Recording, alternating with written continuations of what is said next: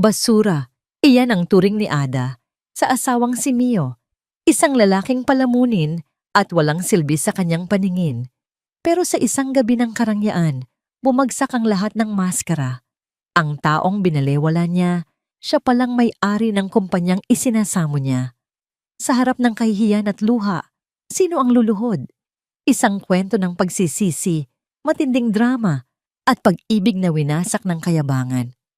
Kaya mo bang tanggapin ang katotohanan kapag huli na ang lahat? Pirmahan mo na ang mga papeles na yan, Mio.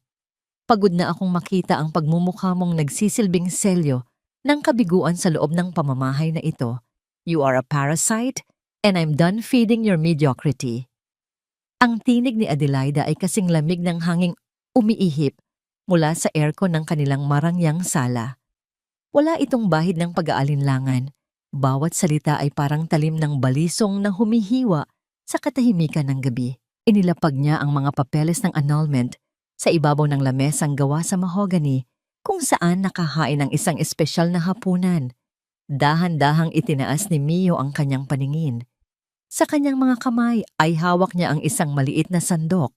Maingat na isinasalin ang paboritong sinigang na hipon ni Ada sa isang mangkok na porselana. Buong hapon niyang pinili ang pinakasariwang sangkap sa palengke. Tiniis ang init at dumi para lamang ipagdiwang ang kanilang ikapitong anibersaryo ng kasal. Ang usok mula sa mainit na sabaw ay humahalo sa bango ng mga kandilang kanina pa niya sinindihan, ngunit ang init na iyon ay hindi umabot sa malamig na titig ng kanyang asawa. Ada, anibersaryo natin ngayon. Mahinahon ang boses ni Mio, bagaman may pait na gumagapang sa kanyang lalamunan. Nagluto ako ng paborito mo, kahit tikman mo lang sana, bago natin pag-usapan ang anumang bagay. Isang mapait na tawa ang kumawala sa mga labi ni Doña Victorina, ang ina ni Ada, na kanina pa nakatayo sa gilid at nanonood na parang isang haring nakasaksi sa pagbitay ng isang alipin. Humakbang ito, nang malapit at sa isang iglap, ay itiniwarik ang mangkok ng sabaw. Ang mainit na likido ay tumapon sa malinis na mantel. Dumanak na parang luhang kumakalat sa ibabaw ng mesa.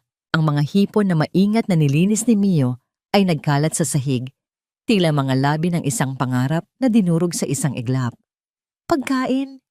Yan lang ba ang kaya mong ibigay sa anak ko, Mio? Isang basurang pagkain na kayang bilhin ng kahit sinong yaya? Singhal ni Doña Victorina, ang kanyang mukha ay namumula sa galit at pagkamuhi. 7 years, Mio. 7 years ka nang nakasandal sa balikat ni Ada. Habang ang anak ko ay nagpapakahirap palaguin ng Royal Group, ikaw ay abala sa pagpapakintab ng sahig at pagluluto ng pagkaing pangmahirap. Hindi ka lalaki, Mio. Isa kang pabigat na dapat nang itapon sa kangkungan. Nanatiling nakatayo si Mio, hindi gumagalaw. Ang kanyang mga kamay ay nakakuyom sa ilalim ng mesa. Ang kanyang mga kuko ay bumaon sa sariling palad hanggang sa makaramdam siya ng hapdi. Ngunit ang sakit na yon ay wala pa sa kalingkingan ng pagkawasak ng kanyang dangal. Pinanood niya ang mga patak ng sabaw na tumitulo mula sa gilid ng mesa patungo sa kanyang sapatos. Ang sapatos na binili niya gamit ang huling ipon niya mula sa pagtitinda ng mga lumang gamit para lamang maging kagalang-galang sa harap ni Ada ngayong gabi. Tumingin siya kay Ada, naghahanap ng kahit katiting na awa, kahit isang sulyap ng pagtatanggol. Ngunit ang mga mata ng kanyang asawa ay nanatiling blangko, parang isang pader ng yelo na hinding-hindi matutunaw. Doon, naramdaman ni Mio ang isang kakaibang pakiramdam sa loob ng kanyang dibdib. Isang bagay na tila nabasag, hindi sa isang malakas na ingay, kundi sa isang tahimik at masakit na pagbitaw. Ang bawat tibok ng kanyang puso ay naging mabigat. Tila bawat hininga ay may kasamang bubog na sumusugat sa kanyang baga. Wala ka talagang sasabihin? Tanong ni Ada. Ang kanyang boses ay puno ng pagkayamot.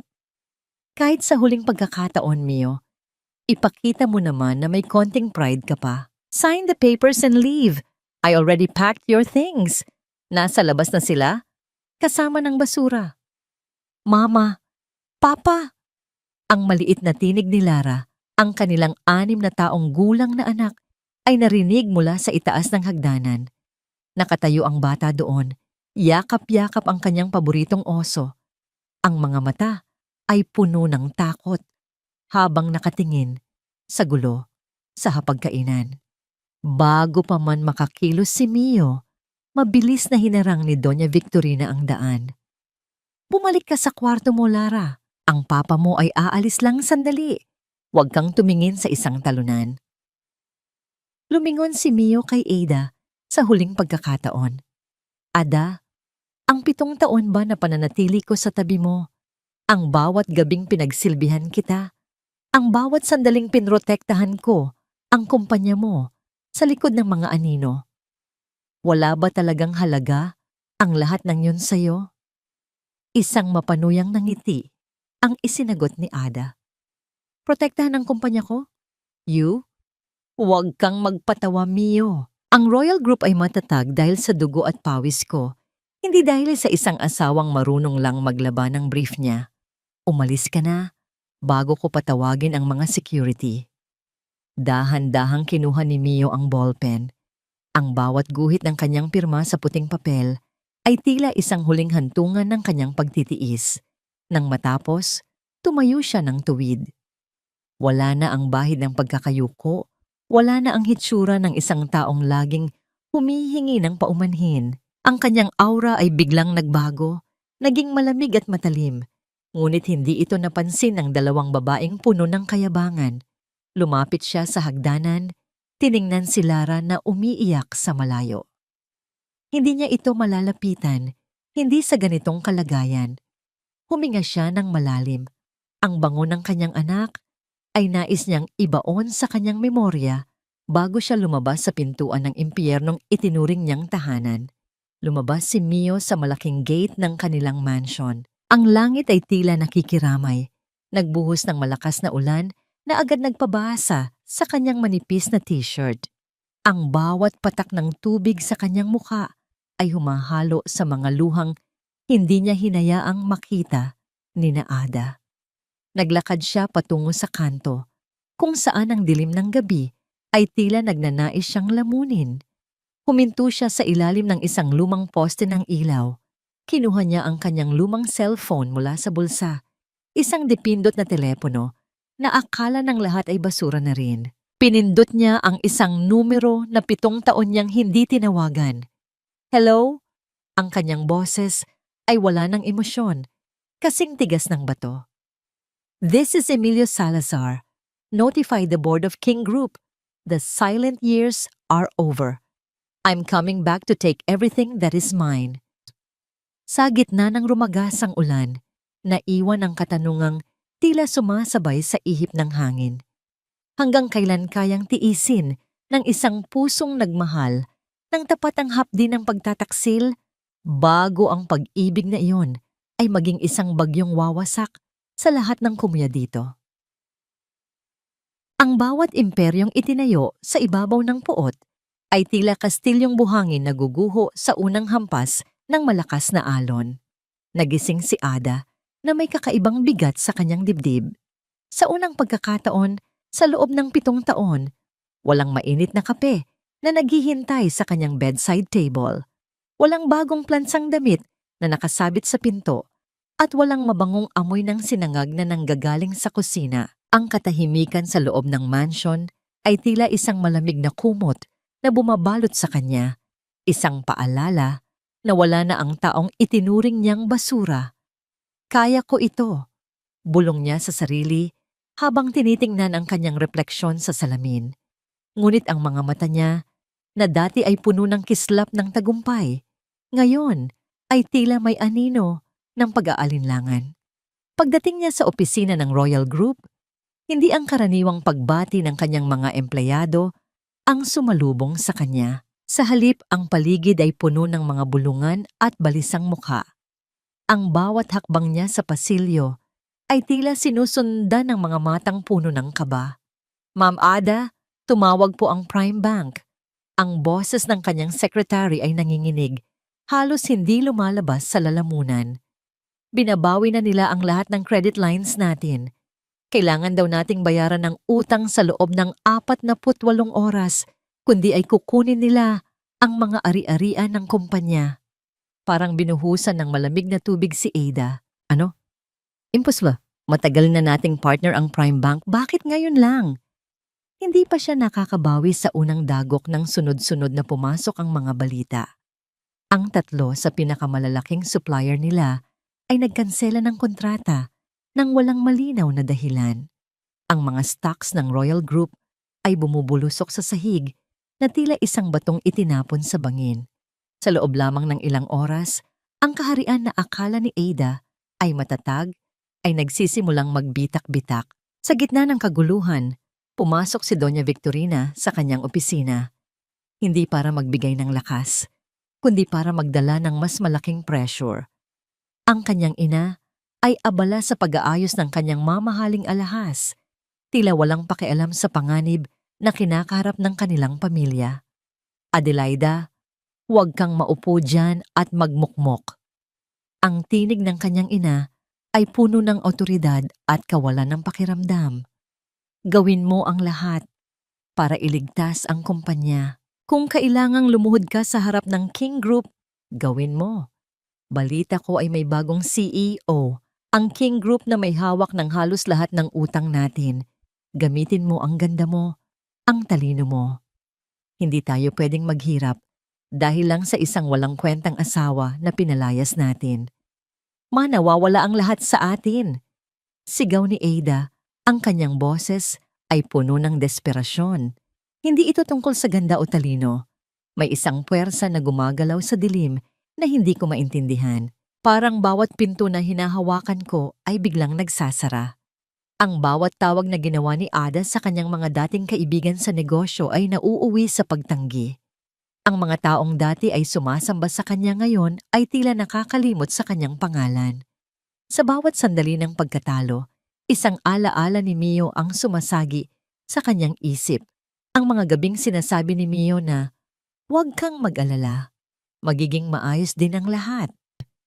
Noong nandoon si Mio, tila laging may himala na nangyayari para iligtas ang Royal Group. Ngunit ngayon, ang himalang iyon ay tila naglaho kasabay ng pag-alis ng asawa. Hapon na ng isang lalaking nakasuot ng barong ang dumating sa reception desk. May dala itong isang gintong sobre na may selyo ng King Group. Ang bawat empleyado ay napalingon. Ang kuryosidad ay bumabalot sa hangin na tila isang makapal na usok. Dinala ang sobre sa mesa ni Ada. Dahan-dahan niyang binuksan ang papel na gawa sa pinakamahal na klase ng pergamino. Isang imbitasyon. You are cordially invited to the Grand Gala of King Group, a night of celebration and the formal introduction of our Executive Chairman. Sa ibaba ng imbitasyon ay may nakasulat na maikling mensahe sa wikang Tagalog na nagpabilis sa tibok ng puso ni Ada. Ang mga utang ay dapat bayaran, hindi lamang sa pera, kundi sa pagkilala sa tunay na nagmamay-ari ng trono. Ito na yon, Adelaida. Bulalas ni Doña Victorina habang nakasilip sa balikat ng anak. Ito ang pagkakataon nating makuha ang loob ng King Group. Siguraduhin mong sa gabing iyan, ikaw ang magiging pinakamakinang na bituin. Walang makakatanggi sa isang de Guzman. Ngunit si Ada ay hindi nakaramdam ng pag-asa. Sa halip, isang malamig na kilabot ang gumapang sa kanyang likuran. Ang bawat salita sa imbitasyon ay tila isang babala. Isang pasaring na may isang taong naghihintay sa kanya. Sa kabilang panig ng pintuan, isang taong kilala ang bawat kahinaan niya. Tiningnan ni Ada ang kanyang bakanteng opisina. Ang gabi ay dumarating na at ang mga ilaw ng lungsod ay nagsisimulang magliwanag. Ngunit sa loob niya ay tila may isang malaking kadiliman na unti-unting lumalaki. Ang tanging tanong na naiwan sa kanyang isipan ay, sino ang taong nasa likod ng King Group na tila may hawak ng kanyang leeg? At sa isang sulok ng kanyang puso, isang maliit at nakakatakot na boses ang bumulong, paano kung ang taong pinalayas mo sa ulan, ang tanging taong makakapagligtas sa iyo sa gitna ng bagyong ito? Ang imbitasyon sa kanyang kamay ay nanginig. tila isang dahon na malapit nang mahulog mula sa sanga. Ang gabi ng gala ang magiging hatol sa kanyang kinabukasan. Ngunit handa ba siyang harapin ang katotohanan na baka ang lahat ng kanyang tagumpay ay isa lamang ilusyong itinaguyod ng isang taong binaliwala niya? Ang pinakamabigat na maskara na maaaring isuot ng isang tao ay ang nangiti sa gitna ng isang gumuguhong mundo. Nakatayo si Ada sa harap ng isang malaking salamin na abot kisame ang laki. Ang suot niyang gown na kulay hating gabi ay yari sa pinakamahal na sutla. Kumikinang sa ilalim ng mga ilaw ng chandelier na tila ba ang bawat hibla nito ay hinabi mula sa mga bituin. Sa kanyang leeg ay nakapulupot ang isang kwintas na brilyante. Bawat bato ay malamig sa kanyang balat. Tila mga butil ng yelo na nagpapaalala sa kanya ng kanyang sariling kawalan ng pakiramdam. Ngunit sa likod ng mamahaling kolorete, ang kanyang mga mata ay nagpapakita ng isang pagod na hindi kayang itago ng kahit anong concealer. 3 gabi na siyang hindi nakakatulog ng maayos. Sa bawat pagpikit niya, nakikita niya ang mukha ni Mio noong gabing umalis ito. Ang katahimikan nito, ang kawalan ng galit sa mga mata nito, at ang paraan ng pagtalikod nito na tila ba hinding-hindi na muling lilingon. Isang malalim na buntong hininga ang kumawala sa kanyang mga labi, na agad namang naputol ng bumukas ang pinto ng kanyang silid. Adelaida, bakit hanggang ngayon ay hindi ka patapos? Ang sasakyan ay nasa labas na. Ang boses ni Doña Victorina ay tila isang hagupit ng latigo. Pumasok ang kanyang ina na nakasuot ng isang makinang na ternong kulay ginto. Ang bawat daliri ay may suot na singsing na tila ba ipinaparada niya ang lahat ng yaman na natitira sa kanila. Ma, kailangan ba talaga nating gawin ito? Tanong ni Ada. Ang kanyang boses ay halos isang bulong. Pakiramdam ko ay ipinagbibili ko ang aking kaluluwa para lamang sa isang kumpanya. Lumapit si Doña Victorina at marahas na hinawakan ng baba ng kanyang anak. Pinilit itong tumingin sa salamin. Makinig ka sa akin, Ada.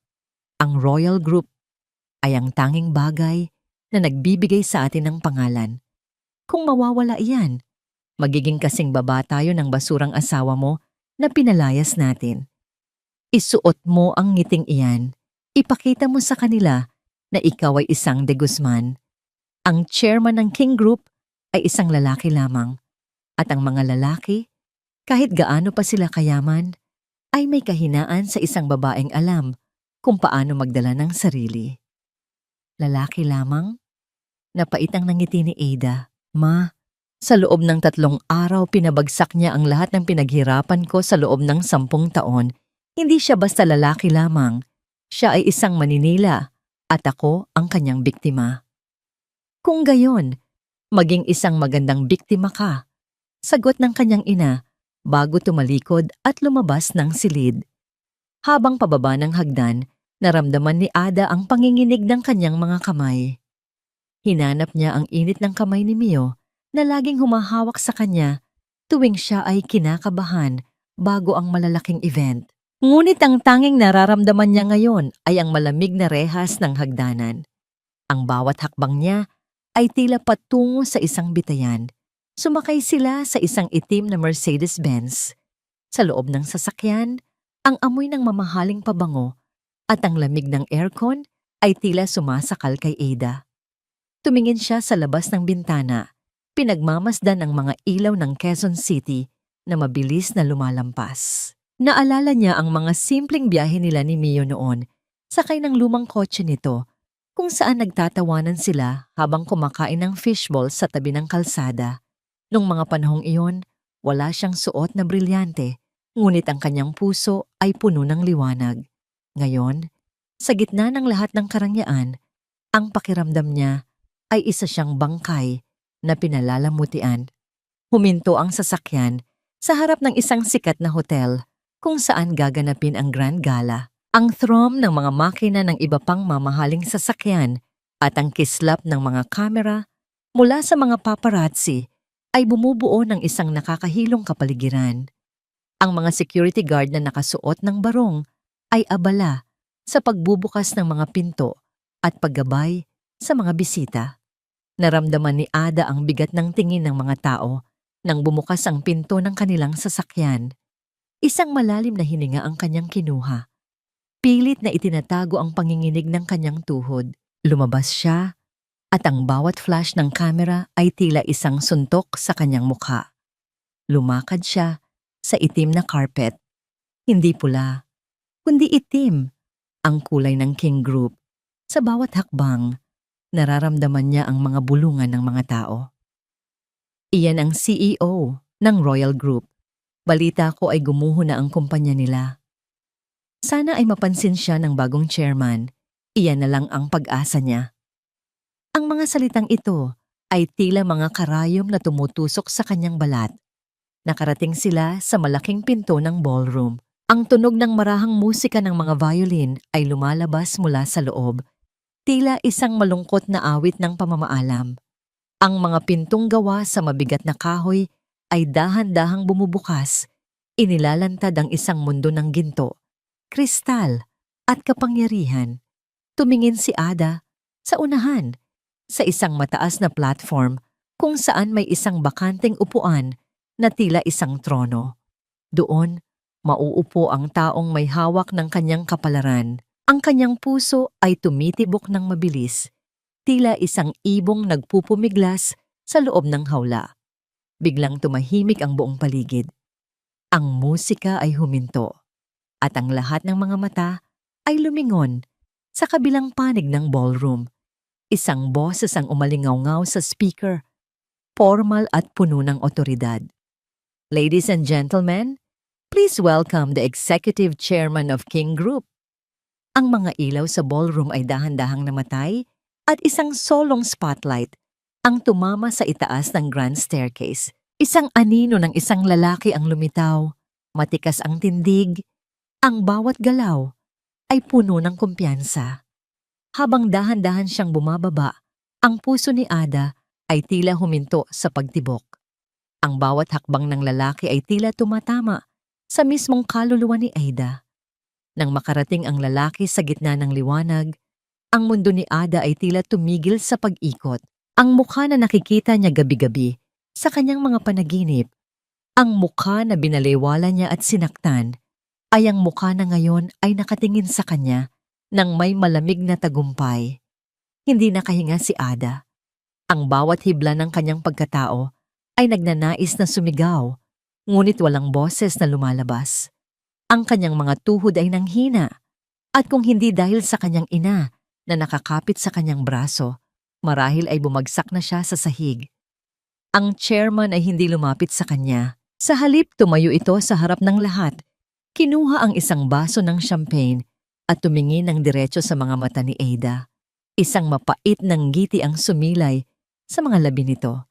Isang ngiti na nagsasabing, ang gabi ay nagsisimula pa lamang. Ang pinakamasakit na paghihiganti ay hindi ang pagganti ng sugat, kundi ang pagpapakita na ang taong binaliwala mo ay siya palang may hawak ng iyong hininga. Ang bawat tibok ng puso ni Ada ay tila isang malakas na tambol na umaalingaw-ngaw sa kanyang buong katawan. Hindi siya makapaniwala. Ang lalaking nakatayo sa gitna ng liwanag, ang lalaking pinagkakaguluhan ng mga pinakamakapangyarihang tao sa bansa, ay ang lalaking 7 taon niyang minaltrato. Si Mio, ang kanyang walang kwentang asawa. Ngunit wala na ang suot nitong lumang t-shirt na may mantsa ng mantika. Wala na ang malambot na tingin na laging humihingi ng atensyon. Ang Mio na nasa harap niya ngayon ay nakasuot ng isang midnight blue na tuxedo na yari sa telang tila humihigop ng lahat ng liwanag sa silid. Ang kanyang buhok ay maayos na naka-brush back. Inilalantad ang isang mukha na puno ng otoridad at misteryo. Ang kanyang bawat galaw ay may bigat ng isang hari na nagbabalik sa kanyang kaharian. Hindi maari ito. Bulong ni Doña Victorina, ang kanyang boses, ay nanginginig sa takot at pagkalito. Ang kanyang ina na kanina ay punong-puno ng kayabangan. Ngayon ay tila isang basang sisiw na hindi malaman kung saan titingin. Paano naging chairman ang basurang iyon? Imposible! Ngunit hindi nakikinig si Ada. Ang kanyang mga mata ay nakapako kay Mio. Naalala niya ang bawat gabi na iniwan niya itong mag-isa sa kusina. Ang bawat beses na tinawag niya itong pabigat. At ang huling sampal na ibinigay niya bago ito pinalayas sa ulan. Ang bawat alaala ay tila isang matalim na bubog na sumusugat sa kanyang lalamunan. Anupat hindi siya makalunok sa tindi ng pagsisisi at kahihiyan. Dahan-dahang bumaba si Mio sa hagdanan. Ang tunog ng kanyang mga sapatos sa marmol na sahig ay tila isang martilyo na tumatama sa bawat pako ng kabaong ng Royal Group. Ang mga negosyante na dati ay hindi man lang tumitingin kay Mio noong sinusundo nito si Ada sa opisina. Ngayon ay nag-uunahang makipagkamay sa kanya. Nag-aabang ng kahit isang sulyap mula sa bagong hari ng industriya. Ladies and gentlemen, ang boses ni Mio ay umalingaw-ngaw sa ballroom. Ito ay malalim, buo, at puno ng kapangyarihan.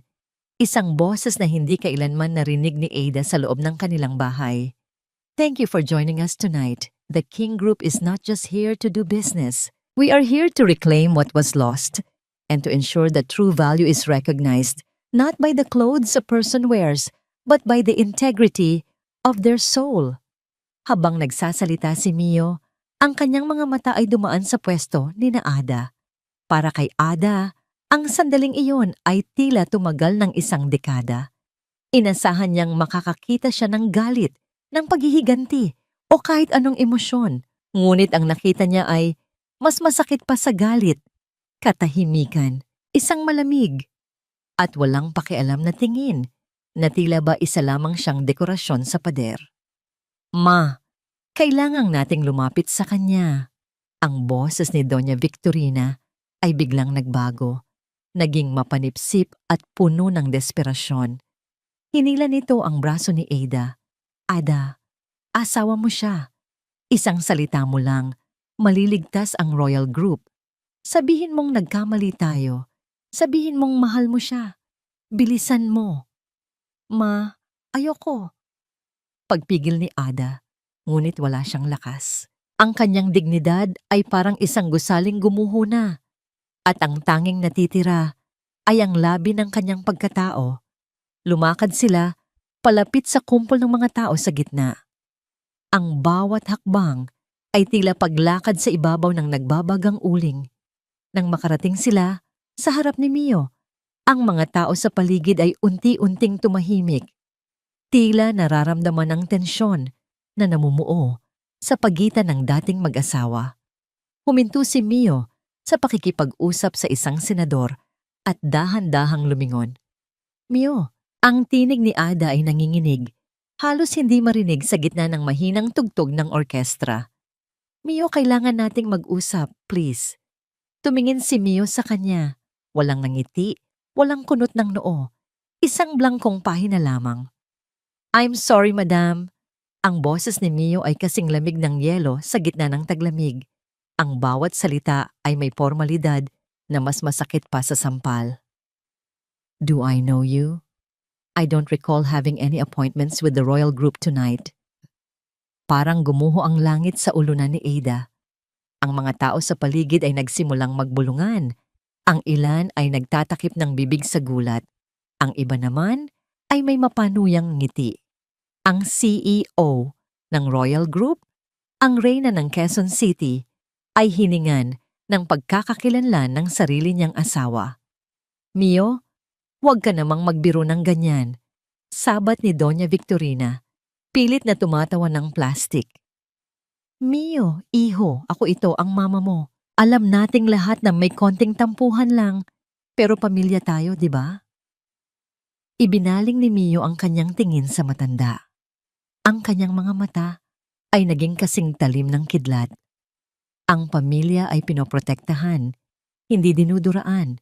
Ang pamilya ay pinapahalagahan, hindi tinatapon sa ulan na parang basura. At higit sa lahat, ang pamilya ko ay nasa bahay, natutulog ng payapa. Malayo sa mga taong ang tingin sa pag-ibig ay isang transaksyon lamang. Tumalikod si Mio at muling hinarap ang ibang mga bisita. Tila ba tapos na siyang mag-aksaya ng panahon sa mga insekto sa kanyang paligid. Naiwang nakatayo si Ada sa gitna ng ballroom. Ang kislap ng kanyang mga brilyante ay tila naging bigat na nagnanais siyang ibaon sa ilalim ng lupa. Ang bawat bulong ng mga tao ay tila isang hatol ng kamatayan.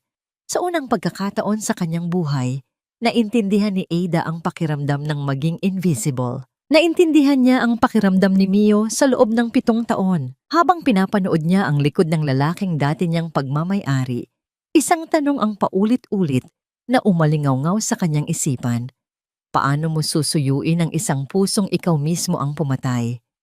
At ang mas masakit na katotohanan, paano mo mababawi ang isang taong hindi ka na nakikilala? Hindi dahil nakalimot siya, kundi dahil tinanggal ka na niya sa kanyang mundo? May mga pagkakataon sa buhay na ang bawat salitang iyong binitawan noon ay babalik sa iyo na parang mga palasong may lason, handang tumama sa gitna ng iyong sariling puso. Nakatayo si Ada sa harap ng dambuhalang gusali ng King Group. Ang salamin ng skyscraper ay tila isang malaking salamin na nagpapakita ng kanyang kasalukuyang anyo. Isang babaeng pilit na nagtatago ng kanyang pagkawasak sa likod ng isang kupas na dangal. Hindi na siya ang CEO na iginagalang ng lahat. Siya na lamang ang babaeng naghihintay ng pagkakataong mapansin sa reception area kung saan kanina pa siya tinitingnan ng may halong pait at pagkutsa ng mga empleyadong dati ay yumuyuko sa kanya. "Madam, you may enter now. The chairman will see you for 10 minutes. Ang boses ng sekretarya ay walang bahid ng emosyon, kasing lamig ng puting marmol sa paligid. Pumasok si Ada sa opisina ni Mio. Ang bawat hakbang niya sa makapal at malambot na karpet ay tila paglubog sa isang kumunoy ng kahihiyan. Ang silid ay malawak. Tanaw ang buong syudad ng Makati mula sa malalaking bintana. Ngunit ang lamig sa loob ay tila nanggagaling sa lalaking nakatalikod at nakatingin sa malayo. "Mio." Ang tinig ni Ada ay nanginginig. Ang bawat letra ng pangalang iyon ay tila may kasamang bubog na sumusugat sa kanyang lalamunan. "Please, let's talk. Kahit sandali lang, hindi ito tungkol sa business. Tungkol ito sa atin." At kay Lara. Dahan-dahang humarap si Mio. Ang kanyang muka ay tila inukit mula sa bato. Walang galit, walang pait, tanging isang malalim at nakakatakot na katahimikan. 10 minutes, Madam de Guzman, at pakiusap. Huwag mong gamitin ang pangalan ng anak ko para makuha ang gusto mo. Tapos na tayo sa laro na yan. "I was wrong, Mio. Admit it. Naging bulag ako." Ang mga luha ni Ada ay nagsimulang pumatak. Bawat butil ay tila nagdadala ng bigat ng 7 taong pagkakamali. Ang Royal Group ay gumuho na. Ang mga bangko, ang mga suppliers, lahat sila ay tinalikuran ako. Ikaw lang ang may hawak ng kapangyarihan para itigil ito. Please, huwag mo namang hayaang mawala ang lahat ng pinaghirapan ng pamilya ko. Isang mapait na ngiti ang sumilay sa mga labi ni Mio. Lumapit siya ng dahan-dahan. Ang bawat tunog ng kanyang sapatos sa sahig ay tila isang hatol na papalapit. Huminto siya sa harap ni Ada, sapat na malapit para maramdaman nito ang bango ng kanyang pabango na dati ay pamilyar. Ngunit ngayon ay tila napakalayo na. "Pinaghirapan ng pamilya mo?" Ang boses ni Mio ay naging isang bulong na tila kagat ng yelo. "Naaalala mo ba noong sinabi mo sa akin na isa akong parasite? Na ang bawat sentimong ginagastos ko ay galing sa pawis mo? Naaalala mo ba noong tinawag mo akong mediocrity na dapat nang itapon? Well, madam, the parasite has grown. At ang mediocrity na tinawag mo ay siya palang nagbabayad ng mga utang na hindi mo man lang alam na meron ka." "Mio, I didn't mean those words." Pagmamakaawa ni Ada, ang kanyang kamay ay nagtangkang humawak sa braso ni Mio, ngunit mabilis na umiwas ang lalaki na tila ba ang hawak ni Ada ay may dalang sakit. "You meant every word, Ada. Every slap, every insult, every night na pinatulog mo ako sa sofa habang pinag-uusapan ninyo ng mama mo kung gaano ako kawalang kwenta. Ang bawat segundo ng 7 taon na yon ay nakatatak sa kaluluwa ko. Kinuha ni Mio ang isang folder mula sa kanyang mesa at marahang inilapag ito sa harap ni Ada.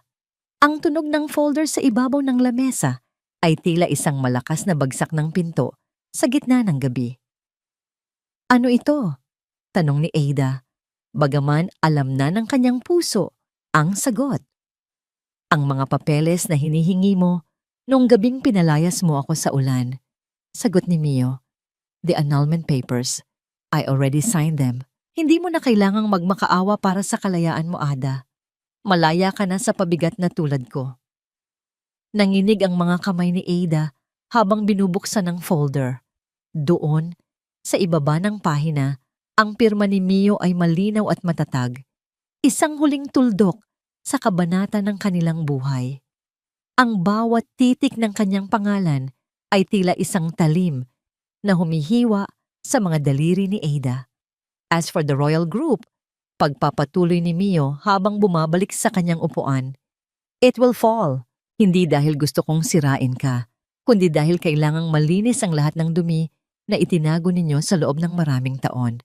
Ang kumpanya ay parang isang bahay na puno ng anay, Ada. At ang anay na yon ay ang sarili mong ina. What do you mean? Ang panginginig ni Ada ay lumipat mula sa kanyang mga kamay patungo sa kanyang buong katawan. You'll find out soon enough. Tugon ni Mio, ang kanyang tingin ay bumalik sa mga papeles sa kanyang mesa. Tila ba hindi na naroon si Ada? Your 10 minutes is up. You wanted this, right? The freedom to be successful without me. Now you have it. You have everything you ever wanted, madam, except the man who would have died for you. Tumayo si Ada. Ang kanyang mga tuhod ay tila gawa sa papel na madaling itumba ng hangin. Humakbang siya palabas ng opisina.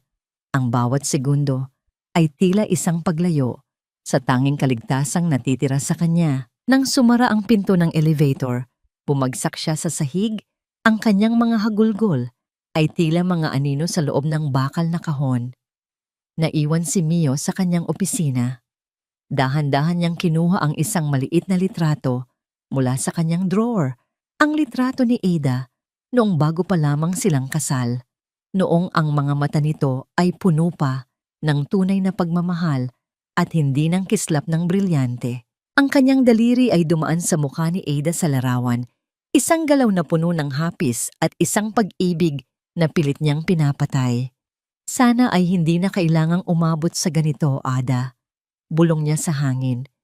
Pero kailangan mong maranasan ang dilim para muli mong makita ang liwanag. Sa labas, ang araw ay tila nagtatago sa likod ng makakapal na ulap. Nagbabadya ng isa na namang malakas na ulan. Ang tanong na naiwan sa malamig na silid ay, hanggang kailan kayang panindigan ng isang tao ang kanyang kayabangan bago niya mapagtanto na ang lahat ng kanyang inakalang yaman ay isa lamang malaking kahungkagan? Ang pinakamasakit na katotohanan ay hindi ang malaman na ikaw ay niloko, kundi ang mapagtanto na ang taong itinuring mong kalaban ay siya palang kaisa-isang nagligtas sa'yo sa gitna ng digmaan. Nananatiling madilim ang opisina ni Ada sa Royal Group. Ang tanging liwanag na nagmumula sa labas ay ang malamig na sikat ng buwan na tumatama sa mga alikabok na lumilipad sa hangin. Ang lahat ng mga gamit ay may selyo na ng bangko. Ang mga mamahaling painting, ang mesa.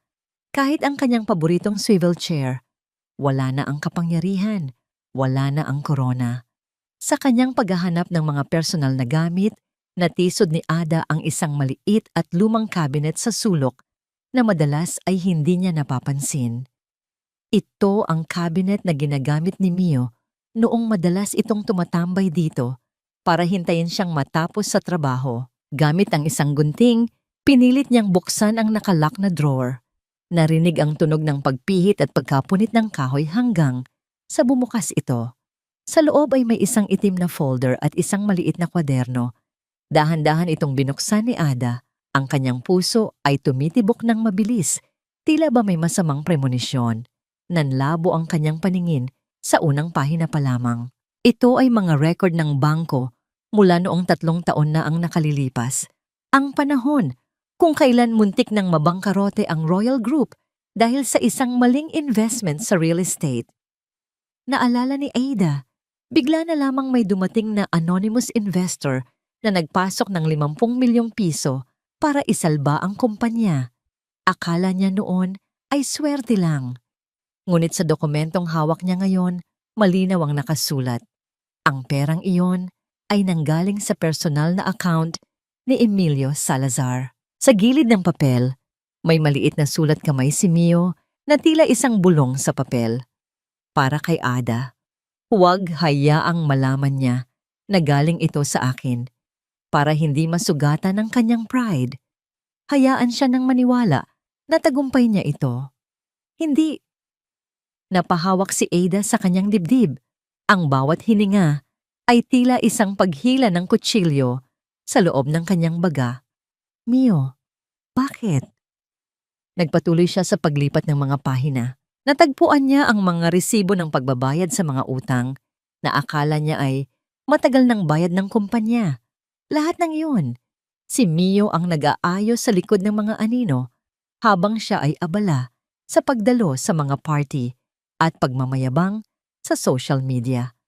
Ang asawang tinawag niyang pabigat, ang siya palang pundasyon na pumipigil sa kanyang kaharian upang hindi gumuho. Ngunit ang pinakamatinding dagok ay nasa huling bahagi ng folder. May mga litrato ng mga tseke at mga transcript ng usapan sa pagitan ng accountant ng kumpanya at ni Doña Victorina. Ang kanyang ina, ang babaeng palaging nagsasabi na si Mio ay magnanakaw, ay siya palang bumubutas sa kaban ng Royal Group. Dahan-dahang naintindihan ni Ada ang lahat. Si Doña Victorina ang kumuha ng milyon-milyong piso para sa sarili nitong luho at pagsusugal, at sa bawat pagkakataon, gagamitin nito ang pangalan ni Mio para pagtakpan ang sariling dumi. Kinuha ni Mio ang pera sa Vault, Ada. Nakita ko siya. Naalala ni Ada ang boses ng kanyang ina noong nakaraang taon. Palamunin na nga, magnanakaw pa. At siya naman, bilang isang anak na bulag sa pag-ibig sa ina, ay naniwala. Pinahiya niya si Mio, pinaluhod sa harap ng mga katulong at tinawag na hampas lupa, habang si Mio, sa kanyang katahimikan, ay tinatanggap ang lahat ng sisi para lamang hindi masira ang tingin ni Ada sa sariling ina. Anong ginagawa mo pa rito, Adelaida? Isang boses ang nagpalingon kay Ada. Nakatayo sa pintuan si Doña Victorina. Balisa ang muka at may hawak na isang maliit na maleta. Wala na ang poise nito, ang buhok ay magulo at ang mga mata ay puno ng takot. Ma, tumayo si Ada. Ang kanyang kamay ay nanginginig habang iwinawagayway ang mga dokumento. Ikaw pala. Ikaw ang nagnanakaw sa kumpanya ko. Ikaw ang sumira sa amin ni Mio. Unimbes na humingi ng tawad, isang malakas na tawa ang pinakawalan ni Doña Victorina. Isang tawa na puno ng pait at kawalan ng hiya. At ano ngayon? Ako ang nagpalaki sa'yo. Utang mo sa akin ang lahat ng ito. Kung hindi dahil sa akin, hindi ka magiging CEO. Karapatan ko ang perang iyan. Karapatan mong sirain ang buhay ko? Sigaw ni Ada. Ang mga luha ay umaagos na sa kanyang pisngi na tila mga ilog ng pagsisisi. Pinalayas ko ang tanging lalaking nagmahal sa akin ng totoo dahil sa mga kasinungalingan mo. Pinaniwala mo ako na basura siya. Pero ikaw pala ang tunay na basura sa buhay ko. Huwag mo akong pagsalitaan ng ganyan, Adelaida. Humakbang palapit ang matanda. Akmang sasampalin ng anak, ngunit hinarang ito ni Ada. Ang mga mata ni Ada ngayon ay puno ng apoy ng katotohanan. Umalis ka na, Ma. Ang boses ni Ada ay naging malamig at matalim bago ko patawagin ang mga pulis para ipakita sa kanila ang mga ebidensyang ito. Kunin mo ang mga alahas mo at wag mo na akong muling tatawaging anak. Wala na tayong kumpanya, wala na tayong yaman. Dahil sa'yo, wala na rin akong asawa. Nagmamadaling lumabas si Doña Victorina, hindi man lang lumingon, tila isang daga na tumatakas sa lumulubog na barko. Naiwan si Ada na mag-isa sa gitna ng madilim na opisina. Bumagsak siya sa sahig, yakap-yakap ang kwaderno ni Mio. Ang bawat pahina nito ay tila isang yakap mula sa nakaraan. Isang yakap na hindi niya pinahalagahan. Ang katahimikan sa silid ay tila sumisigaw ng kanyang mga pagkakamali. Mio, bulong niya sa gitna ng kanyang mga hagulgol. Patawarin mo ako. Please, patawarin mo ako. Ngunit ang tanging sumasagot sa kanya ay ang ihip ng hangin sa labas at ang malakas na buhos ng ulan na nagsisimulang pumatak sa bintana. Isang ulan na, katulad noong gabing pinalayas niya ang kanyang kaligtasan. Biglang tumunog ang kanyang cellphone sa ibabaw ng mesa. Isang unregistered number. Nanginginig niyang sinagot ang tawag. Hello? Madam Ada. Isang boses ng lalaki ang narinig mula sa kabilang linya, formal at seryoso. This is from the security of the Grand Towers. May mga tauhan po ng bangko na nandito ngayon sa inyong mansion. Kukunin na po ang lahat ng gamit, pati na po ang silid ng inyong anak. Kailangan niyo na pong pumunta rito. Nanlamig ang buong katawan ni Ada. Si Lara, nasaan ang anak ko? Nandito po siya sa labas, madam. Umiiyak po. Doon naramdaman ni Ada ang tunay na kahulugan ng pagkawasak. Hindi lamang kumpanya, hindi lamang asawa, kundi pati ang tanging tirahan ng kanyang anak ay kukunin na sa kanya. Ang pinakamalamig na ulan ay hindi ang nanggagaling sa langit, kundi ang ulan na bumubuhos sa isang pusong wala nang masisilungan. Nakarating si Ada sa tapat ng kanilang mansion na halos hindi makahinga. Ang bawat tibok ng kanyang puso ay tila isang babala ng paparating na sakuna. Sa labas ng malaking gate, nakaparada ang isang malaking truck at ang mga lalaking nakasuot ng uniforme ay abalang naglalabas ng mga kagamitan. Ang kanyang mamahaling piano, ang mga sofa na gawa sa Italia, pati na ang mga painting na pinili niya para sa kanyang sala.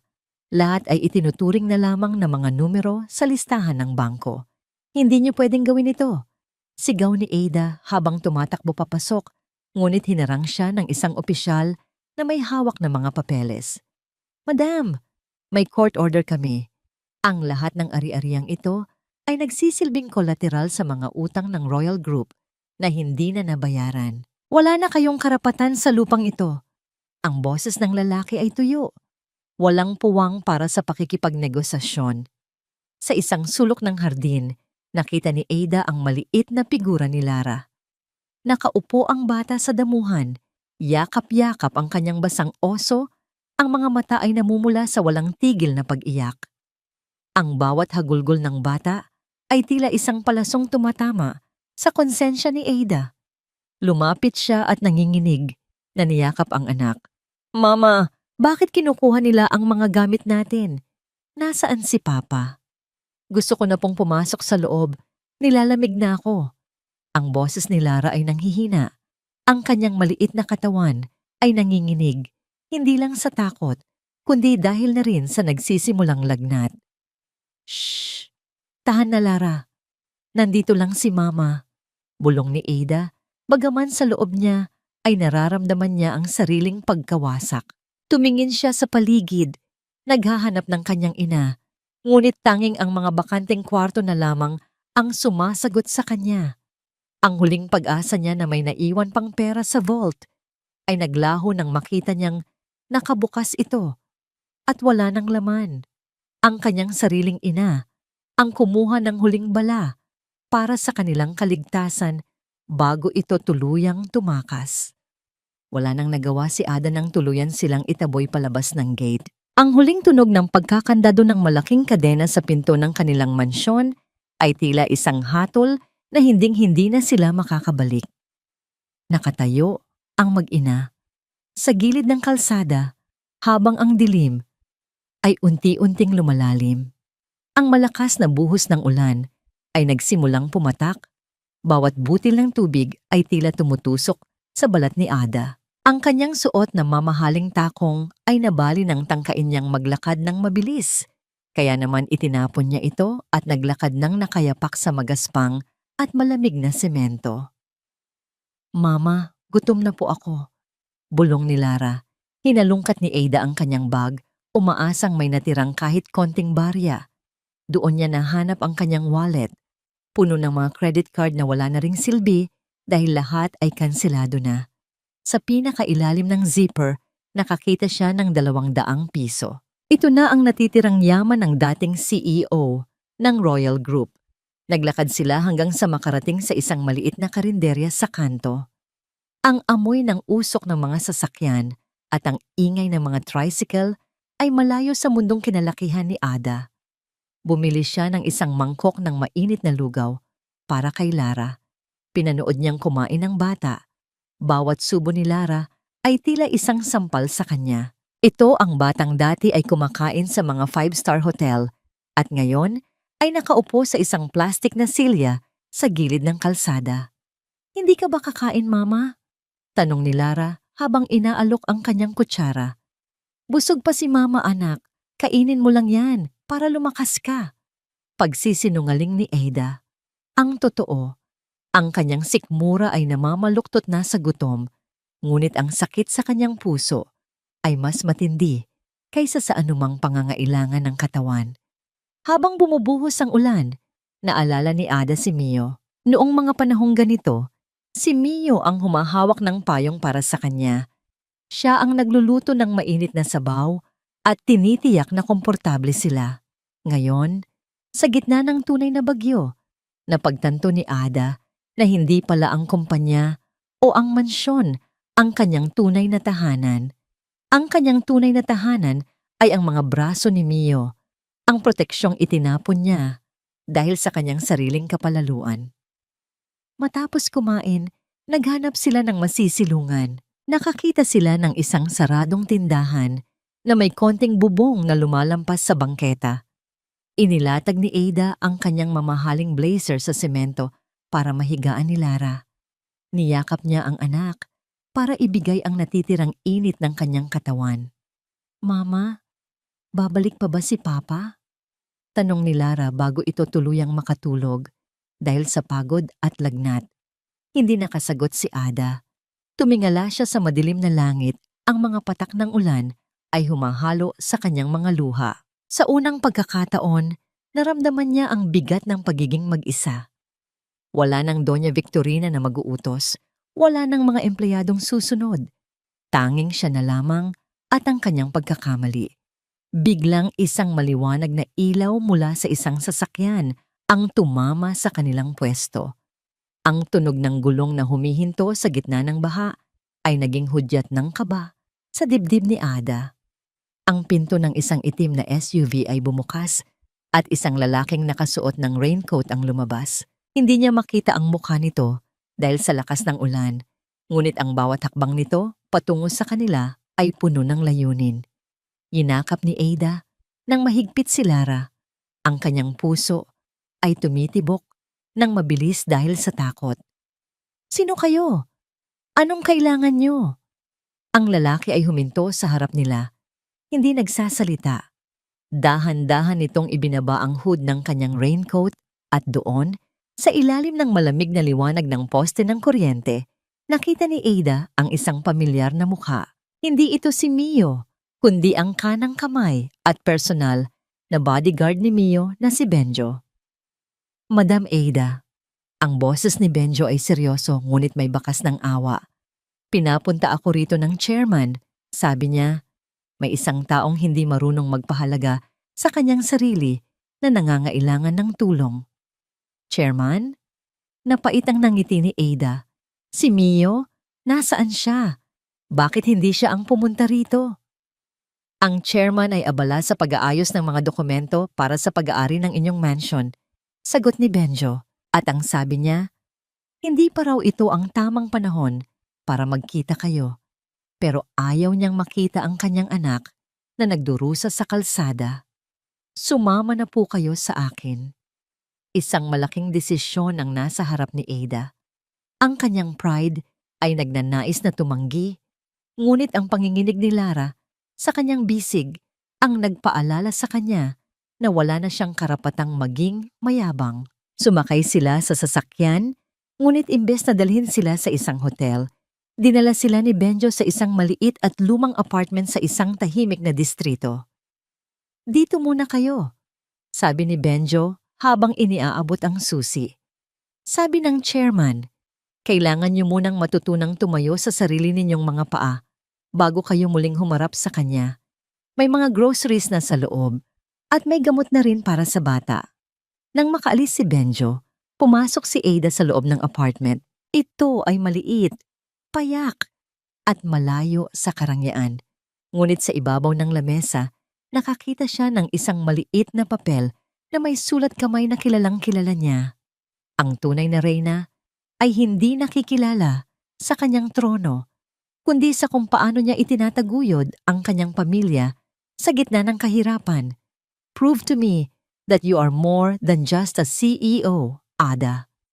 Napasandal si Ada sa pinto. Ang mga luha niya ay muling pumatak.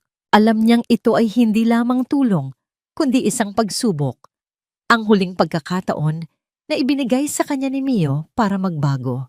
Ngunit sa likod ng pag-asang iyon, isang malaking takot ang nananatili sa kanyang isipan. Sino ang mga taong tinutukoy ni Mio na nagmamasid sa kanya? At hanggang kailan siya mananatili sa vanguard na ito ni Mio bago ang tunay na kalaban ay magpakita? Ang tunay na bigat ng buhay ay hindi nasusukat sa dami ng dokumentong kailangang pirmahan, kundi sa bawat butil ng pawis na pumapatak para sa isang subo ng pagkain ng iyong minamahal. Nagising si Ada sa tunog ng malakas na pagtilaok ng mga manok mula sa kapitbahay at ang ingay ng mga tricycle na dumadaan sa labas ng maliit na apartment. Wala nang malambot na kama, wala nang sutlang kumot. Ang sahig na semento ay malamig at matigas, sapat na upang magprotesta ang kanyang likuran. Tumingin siya kay Lara na mahimbing pang natutulog sa tabi niya. Ang mukha ng bata ay payapa sa kabila ng kanilang kalagayan. Dahan-dahan siyang tumayo. Pilit na hindi iniinda ang sakit ng kanyang katawan. Sa loob ng 3 linggo, natutunan ni Ada ang mga bagay na akala niya ay para lamang sa mga tauhan niya noon. Natutunan niyang maglaba, gamit ang sariling mga kamay, hanggang sa mamula ang kanyang mga daliri. Natutunan niyang magtipid sa bawat patak ng tubig at kuryente. Ngunit ang pinakamahirap na aral ay ang paglunok ng kanyang natitirang kayabangan. Nagtatrabaho si Ada sa pampublikong palengke, sa isang sap ng mga isda na pagmamay-ari ng isang matandang babaeng tinatawag nilang Aling Myrna.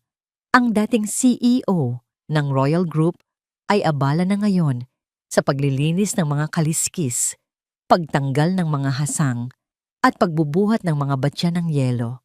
Ang kanyang mga kamay na dati ay pinalalamutian ng mga brilyante, ngayon ay puno na ng maliliit na sugat at amoy lansa na tila ba ayaw nang maalis sa kanyang balat.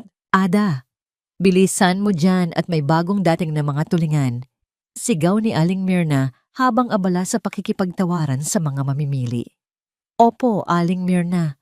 Papunta na po," sagot ni Ada. Pinunasan niya ang pawis sa kanyang noo gamit ang dulo ng kanyang lumang t-shirt.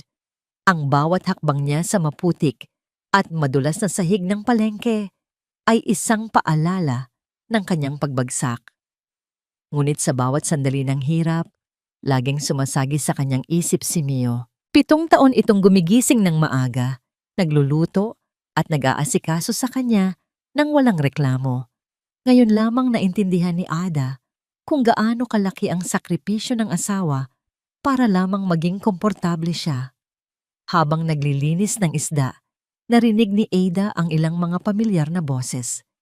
Ang mga bulungan ng mga taong dumadaan ay tila mga bubuyog na pilit sumasundot sa kanyang pandinig. "Hoy, tingnan mo! Hindi ba yan si Adelaida de Guzman? Yung sikat na CEO," sabi ng isang babaeng nakasuot ng mamahaling sunglasses na dati ay isa sa mga socialite na laging sumasama sa mga party ni Ada. "Oo nga, balita ko ay naghirap na sila matapos siyang iwan ng asawa. Akalain mo nga naman, sa palengke na ang bagsak niya ngayon. Karma nga naman," sagot ng kasama nito nang may halong pait na tawa. Tumigil ang mundo ni Ada sa sandaling iyon. Ang kanyang puso ay tumitibok ng mabilis dahil sa kahihiyan. Nais niyang tumakbo at magtago. Ngunit nang makita niya ang mga barya sa kanyang lalagyan, ang perang pambili ng gamot at gatas ni Lara, ay muli niyang hinawakan ang kanyang kutsilyo. Hindi niya itinaas ang kanyang paningin. Ipinagpatuloy niya ang paglilinis, hinahayaang ang kanyang buhok ay tumakip sa kanyang mukha. Sa hapon pagkatapos ng trabaho, naglalakad si Ada pauwi, habang bitbit ang isang maliit na supot ng mga tirang isda at ilang pirasong gulay. Ang kanyang mga binti ay nanginginig sa pagod, at ang bawat kalamnan niya ay sumasakit. Nang makarating siya sa apartment, sinalubong siya ni Lara ng isang mahigpit na yakap. "Mama, luto na po ang kanin. Tinuruan po ako ni Aling Nena kung paano magsaing." Masayang sabi ni Lara. Ang kanyang mga mata ay nagniningning sa proud na pakiramdam. Napaupo si Ada sa sahig at yinakap ang anak. Ang mga luha na kanina pa niya pinipigilan sa palengke ay tuluyan ng bumuhos. "Salamat anak. Patawarin mo si Mama kung ito lang ang kaya kong ibigay sa iyo ngayon." "Okay lang po, Mama. Mas gusto ko po ito kasi lagi niyo na po akong kasama. Dati po, laging kayo nasa work."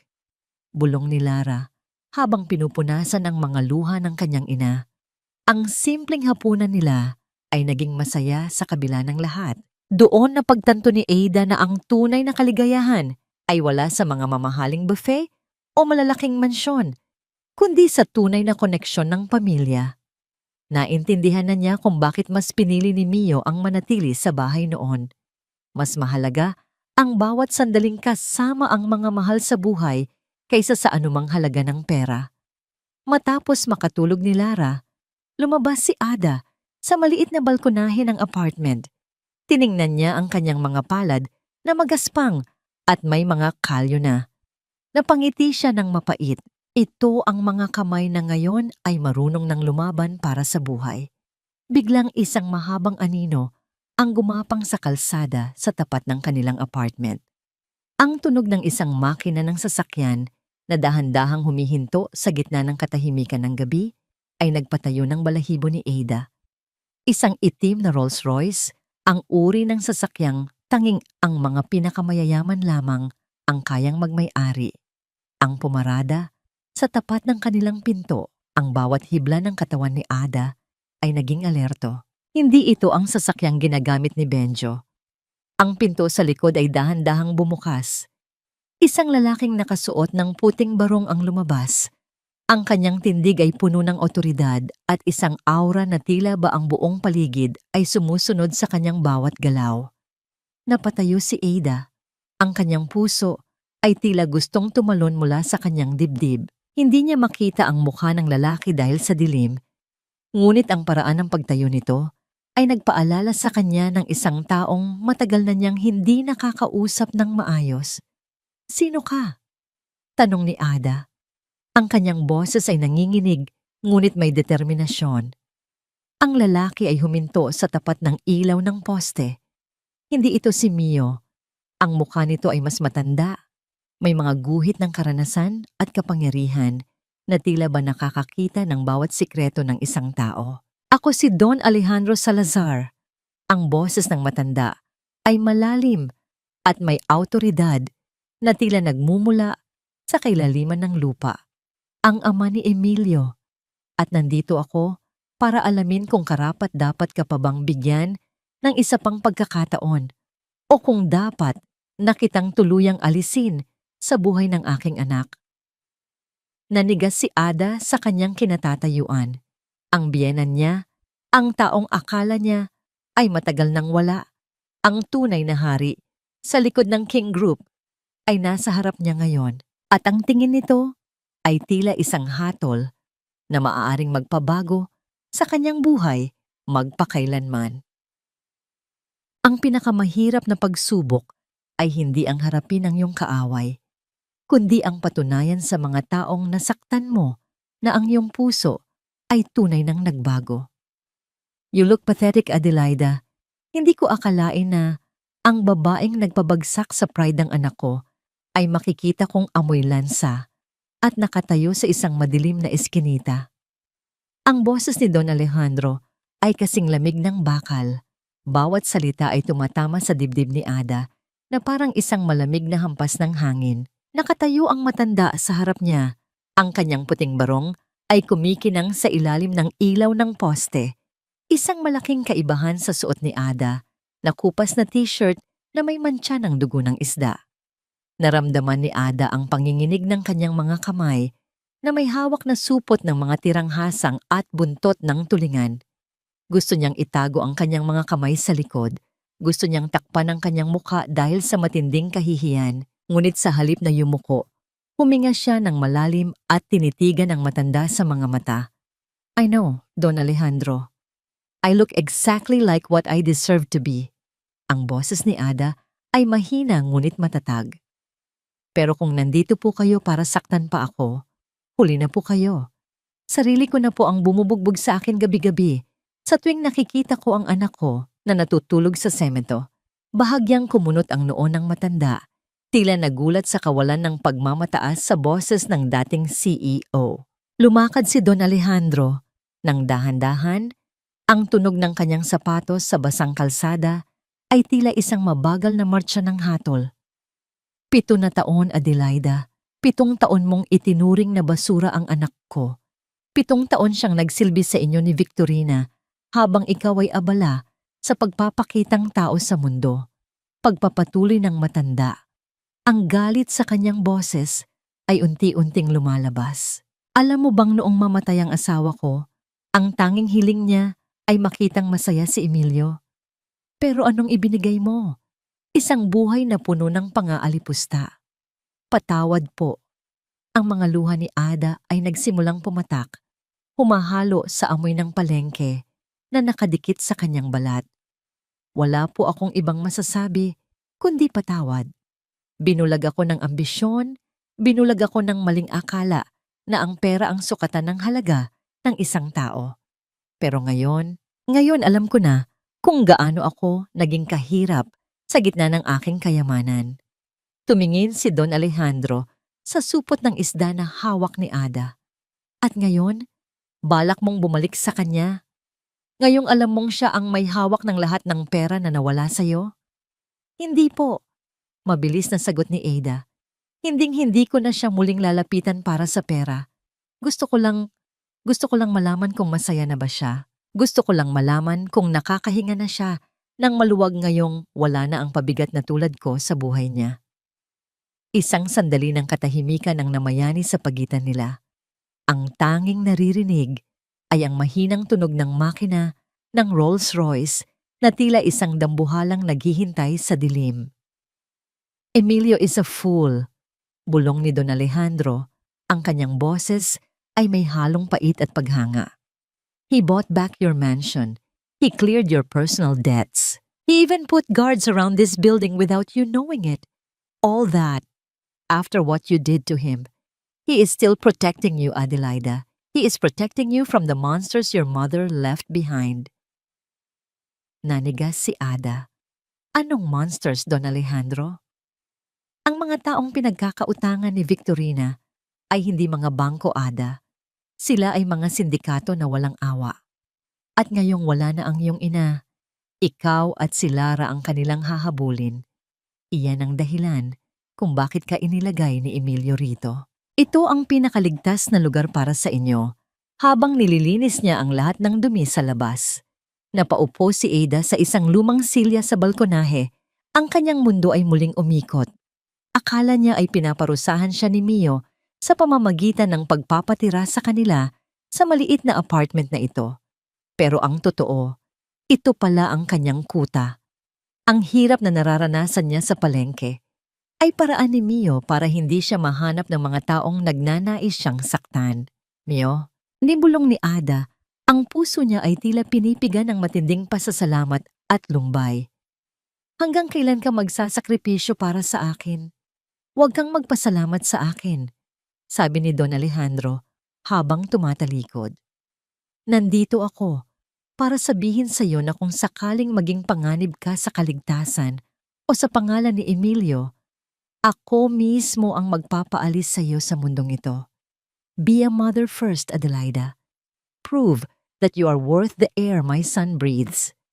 Sumakay ang matanda sa sasakyan at ang pinto ay sumara ng may malalim na tunog, tila isang tuldok sa kanilang usapan.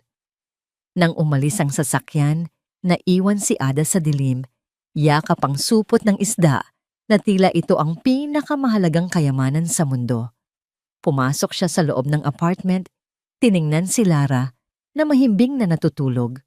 Nilapitan niya ang anak at hinalikan ang noo nito. Sa bintana, napansin niya ang isang lalaking nakatayo sa tapat ng kalsada, nakasuot ng jacket at nakatingin sa kanilang palapag. Hindi ito si Benjo. Ang tindig nito ay iba. Mas mapanganib, mas masama ang aura. Naramdaman ni Ada ang isang malamig na kilabot sa kanyang batok. Ang mga anino ng nakaraan ay nagsisimula nang lumitaw sa kanto ng kanilang bagong buhay. Kinuha ni Ada ang kanyang lumang cellphone at tiningnan ang wallpaper. Isang malabong picture nila ni Mio noong unang taon ng kanilang kasal. Mio, nasaan ka man? Please be safe. Huwag mo nang itaya ang buhay mo para sa isang tulad ko. Sa kabilang bahagi ng syudad, sa tuktok ng King Group Tower, nakatayo si Mio sa harap ng bintana. Tinitingnan ang ulan na bumubuhos sa Quezon City.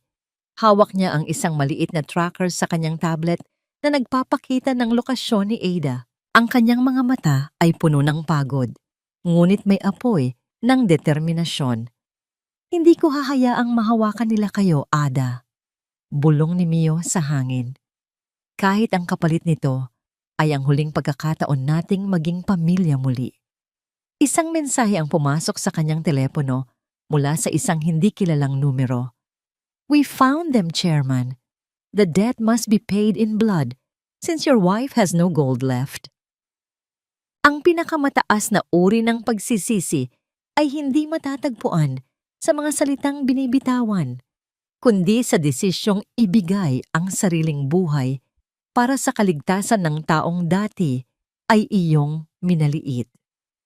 Nananatiling madilim ang paligid. Tanging ang mahinang liwanag mula sa isang lampara sa kanto ng silid ang nagbibigay ng anino sa mga dingding. Yakap-yakap ni Ada si Lara sa loob ng maliit na kwarto.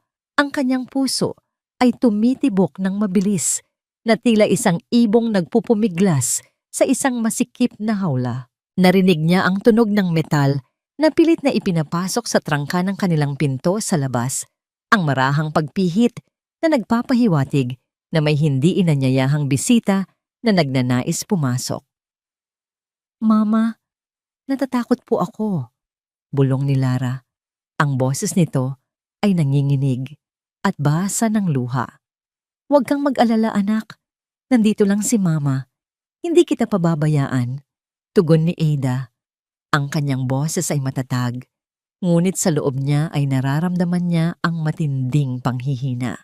Wala siyang sandata, wala siyang ginto. Tanging ang sariling katawan lamang ang kaya niyang itaya para sa kanyang anak. Dahan-dahang bumukas ang pinto ng apartment. Ang liwanag mula sa pasilyo ay nagpakita ng 3 anino ng malalaking lalaki. Ang isa sa kanila ay may hawak na maikling bakal at ang amoy ng alak at masamang balak ay tila humalo sa hangin ng maliit na silid. Nandito pala ang magandang asawa ni Chairman Salazar. Ang boses ng lalaki ay puno ng pagkutya. Isang tunog na tila kuskos ng magaspang na papel sa semento. Sabi ng nanay mo, marami ka pang tinatagong hiyas. Oras na para bayaran ang mga utang ni Doña Victorina bago pa kami mawalan ng pasensya. Wala na kaming pera. Kunin niyo na ang lahat. Huwag niyo lang sasaktan ng anak ko. Sigaw ni Ada habang inilalagay ang sarili sa harap ni Lara. Ang bawat hibla ng kanyang pagkatao ay handang tanggapin ang anumang sakit basta't huwag lang madampyan ang kanyang anak. Humakbang palapit ang lalaki. Itinaas ang kanyang kamay na tila ba ay handang manakit.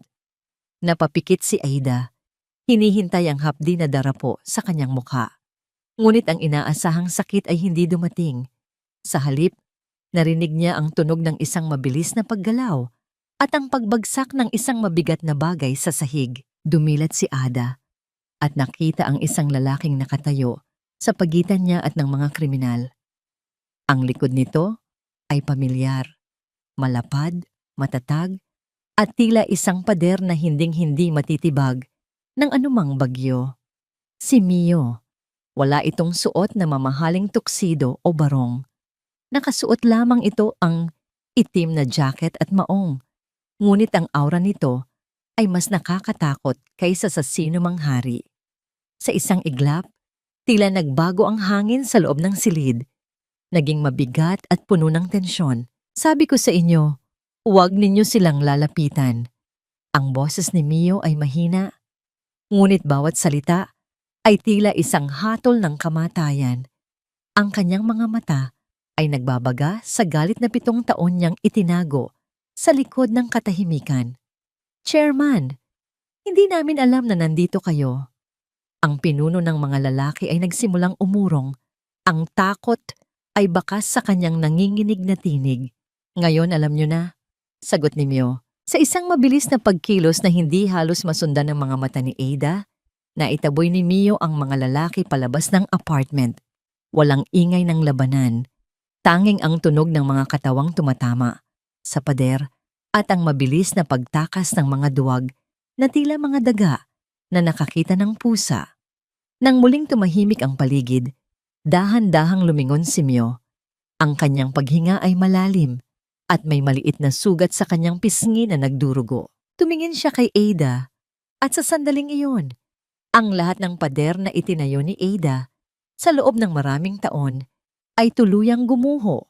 Bumagsak si Ada sa kanyang mga tuhod, hindi dahil sa takot, kundi dahil sa bigat ng pasasalamat at pagsisisi na hindi na niya kayang pasanin. Ang kanyang mga hagulgol ay tila isang dam na nabasag. Ang bawat patak ng luha ay nagdadala ng pait ng nakaraan. Mio, patawarin mo ako. Tikbi ni Ada habang nakayuko sa paanan ng asawa. Patawarin mo ako sa lahat ng panahong itinuring kitang basura. Patawarin mo ako dahil hinayaan kong mapahamak ka para lang sa akin. Hindi ko deserve ang protection mo, Mio. Hindi ko deserve ang pag-ibig mo. Nanatiling nakatayo si Mio sa harap niya. Isang mahabang katahimikan ang namayani. Tila ang mundo ay huminto sa pag-ikot para lamang saksihan ang tagpong ito. Dahan-dahang lumuhod si Mio para mapantayan si Ada. Inabot niya ang nanginginig na kamay ng asawa. Ang kanyang haplos ay kasing init ng mga alaala ng kanilang masayang nakaraan. Ada, tumingin ka sa akin, bulong ni Mio. Itinaas ni Ada ang kanyang mukha. Ang mga mata ay namumula at puno ng pagsamo. Ginawa ko ito hindi dahil kailangan mong magbayad, kundi dahil kahit gaano ko pilitin na magalit, ang puso ko ay laging bumabalik sa iyo. Ang boses ni Mio ay naging malambot, may bakas ng hapis at pagmamahal. Pero ang pagpapatawad ay hindi isang mabilis na proseso, Ada. Marami pang sugat na kailangang hilumin. Marami pang tiwala na kailangang buuin muli. Gagawin ko ang lahat, Mio. Kahit habang buhay akong maglingkod sa iyo, kahit kailanman ay hindi ko na makuha ang yaman ko, basta't hayaan mo lang akong bumawi sa iyo at kay Lara. Pangako ni Ada, ang kanyang mga kamay ay mahigpit na nakahawak sa jacket ni Mio, tila ba ito na ang kanyang huling lifeline sa mundo. Lumapit si Lara at yinakap silang dalawa. Ang tatlong magkakayakap sa gitna ng maliit at madilim na apartment ay tila isang larawan ng pag-asa sa gitna ng pagkawasak. Sa unang pagkakataon, naramdaman ni Ada na siya ay ligtas, hindi dahil sa pera o sa posisyon, kundi dahil sa presensya ng taong tunay na nagmamahal sa kanya. Halika na, sabi ni Mio habang tinutulungan si Ada na tumayo. Hindi na kayo ligtas dito. Dadalhin ko na kayo sa bahay. Sa totoong bahay natin. Habang naglalakad sila palabas, napansin ni Ada ang isang itim na sobre na naiwan sa sahig. Marahil ay nahulog ng mga lalaki kanina. Palihim niya itong pinulot at itinago. Alam niyang hindi pa tapos ang laban. Ang mga monsters na binanggit ni Don Alejandro ay hindi pa tuluyang sumusuko at ang panganib ay tila mas malaki pa kaysa sa inaasahan niya. Sumakay sila sa sasakyan ni Mio. Habang binabagtas nila ang madilim na kalsada ng Quezon City, tiningnan ni Ada ang natutulog na si Lara sa kanyang tabi at ang profile ni Mio na nagmamaneho. Isang panibagong kabanata ang nagbubukas, ngunit ang itim na sobre sa kanyang bulsa ay tila isang bumubulong na banta. Ano ang nilalaman ng sobreng iyon na maaring maging huling hadlang sa kanilang muling pagsasama? At handa ba si Ada na harapin ang huling sikreto ng kanyang ina na maaring magpabago muli sa lahat? May mga sakripisyong hindi na kailangan ng madaming saksi dahil ang tunay na pag-ibig ay nasusukat sa mga desisyong ginagawa sa gitna ng kadiliman, kung saan walang ibang nakakakita kundi ang sarili mong konsensya. Nananatiling tahimik ang loob ng mansyon. Ang bawat sulok nito ay tila bumubulong ng mga alaalang pilit nilimot. Nakaupo si Ada sa gilid ng kama sa kanilang lumang silid. Ang silid na muling ibinalik ni Mio sa dati nitong ayos, hanggang sa huling detalye ng mga kurtina at amoy ng lavender. Ngunit sa halip na kapayapaan, ang nararamdaman ni Ada ay isang matinding kaba habang hawak ang itim na sobrang nakuha niya mula sa apartment. Dahan-dahan niyang inilabas ang mga papel sa loob. Sa ilalim ng malamig na liwanag ng lampara, ang mga dokumento ay tila mga aninong nagnanais siyang sakalin. Hindi lamang ito mga listahan ng utang. Ito ay mga pekeng kontrata at mga pirma ni Mio na ginaya ng buong husay. Isang masalimuot na pakana na binuo ni Doña Victorina bago ito tumakas. Diyos ko! Ang bulong ni Ada ay tila isang hangin na nawalan ng lakas. Naintindihan na niya ang lahat. Ang mga sindikatong humahabol sa kanila ay may hawak na ebidensya na magpapakita na si Mio ang mastermind sa likod ng malaking money laundering scheme ng Royal Group. Kapag inilabas ang mga papel na ito, hindi lamang babagsak ang King Group, kundi mabubulok si Mio sa kulungan habang buhay. Ang utang na hinihingi ng mga ito ay hindi na pera, kundi ang buong imperyong itinayo ni Mio para protektahan sila.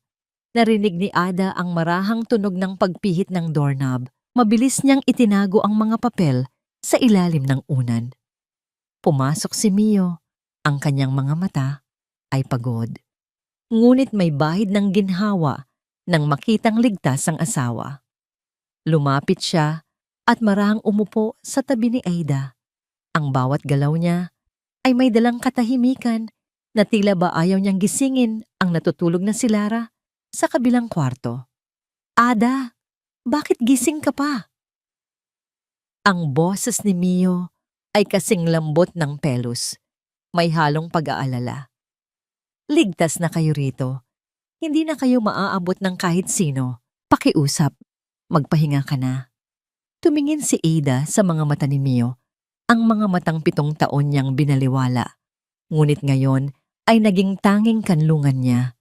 Naramdaman niya ang pagnanais na sabihin ang lahat, na humingi ng tulong.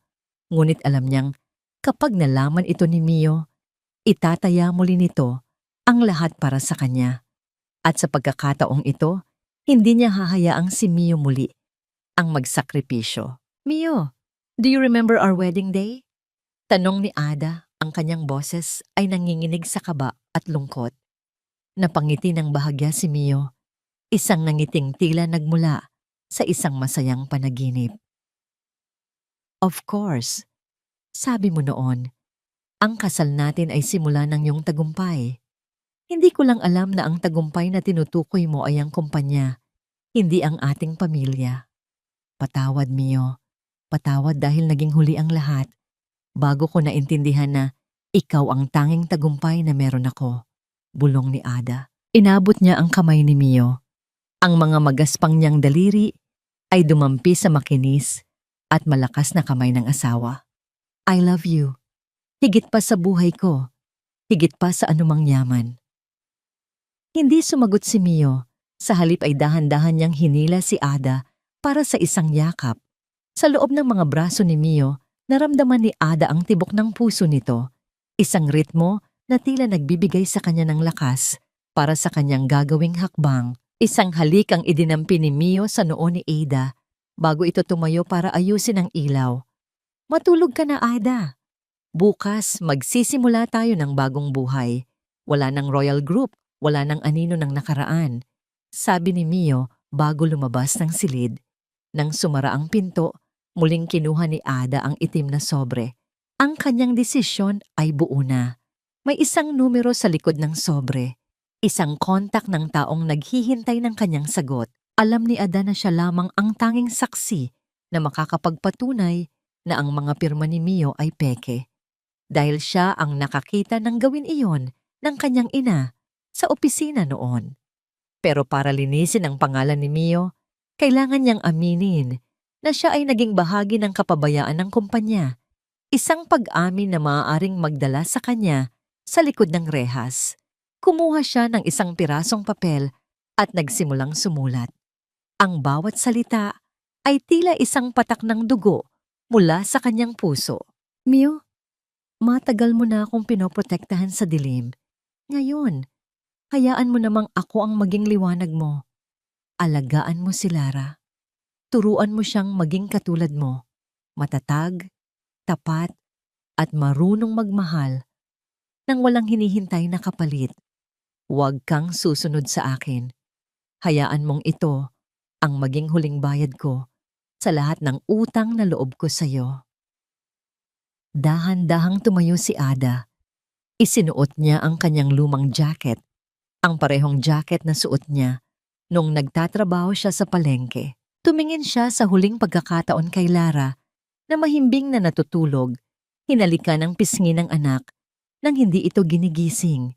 Ang bawat hakbang niya pababa ng hagdan ay tila isang paglayo sa paraisong kakahanap pa lamang niya.